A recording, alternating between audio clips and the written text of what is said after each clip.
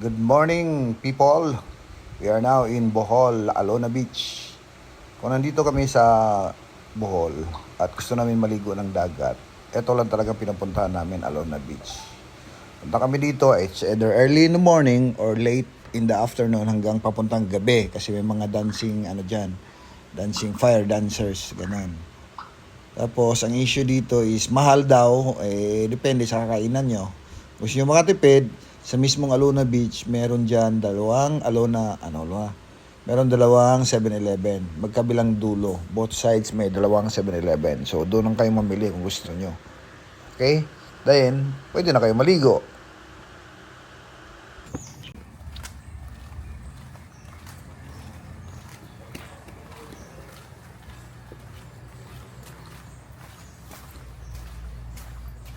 Repair nila. Ayan, lakad kami dito. Ayan, 24 hours sila dito. Mag-aayos yung kabila sa Jerry's. Inaayos nila yung restaurant nila. Okay?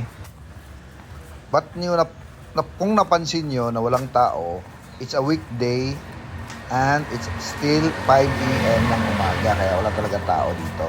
Ganyan yan dito.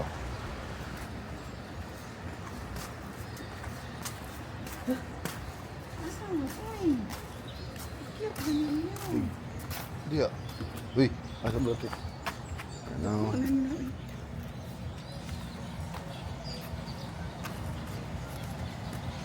Puppy dog. So big. Diha na, ipagawas. Pagawas na. Palibang.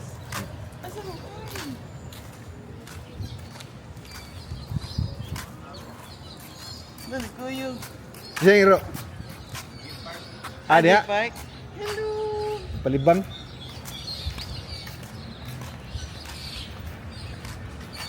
Iro din sa G Park, guys.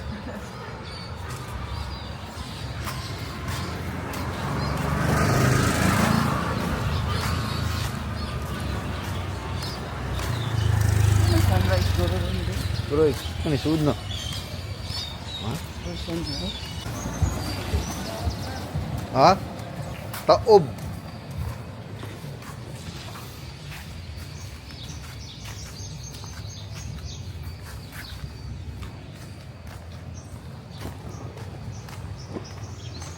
Guys, it's very high tide.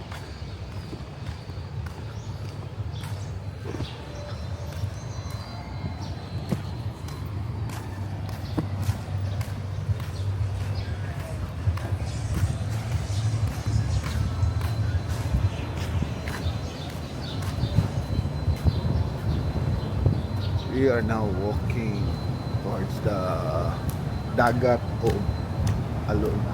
Hangin, Bill. It's hanging, guys. Oh. Dito maligo, tugnaw.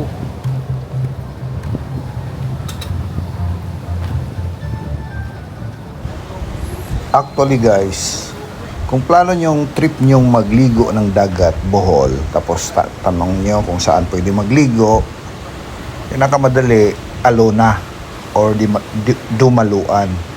Ito, Alona Beach. Ito, Alona. Ayan, maganda yan. Pwede naman magdala lang kayo ng baon o ano man, wag lang kayong magkalat. Pwede dyan sa baba, yung sa may dagat mismo, sa may shoreline, sa baba ng pader. Yan, dyan. Pwede kayo dyan. Pwede dyan maligo. Pag low tide, yan, pwede dyan. Tapos, bilhin lang kayo ng mga makakain. Ito ta dito? Dito na ta? Ito na ta nga ito.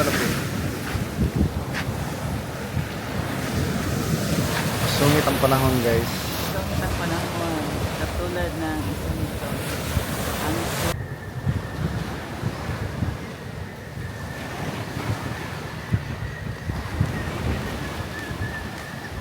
Ano, agi kilid? Ano ba?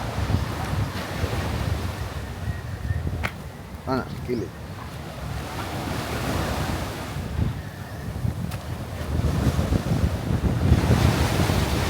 May pa nagsapatos ka, Bel. Jogging ka dire, Bel.